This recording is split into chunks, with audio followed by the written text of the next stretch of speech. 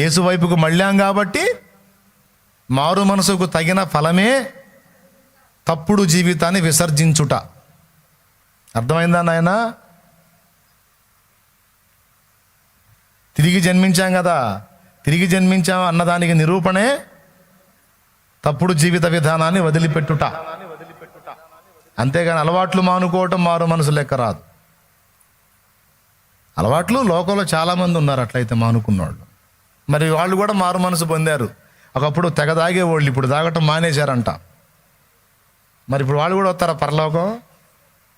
మందు మానుకున్నంత మాత్రాన, బీడీ సిగరెట్ చుట్ట మానుకున్నంత మాత్రాన, వ్యభిచారం మానుకున్నంత మాత్రాన కాదు నాయనా. మనల్ని నిత్య జీవానికి చేర్చే రక్షకుడు యేసు శిలువనందు విశ్వాసం ఉంచాలి.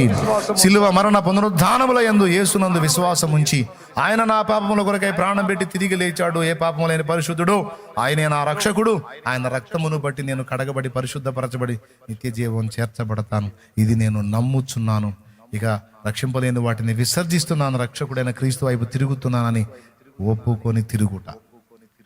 తిరిగి ప్రభువు దగ్గరకు వచ్చావు కదా, మారు మనసు పొంది ఇక క్రీస్తు దగ్గరకు వచ్చావు, ఆయన రక్తంలో కడగబడ్డావు కనుక ఇంకా పాప జీవితం వదిలిపెట్టాలి. అది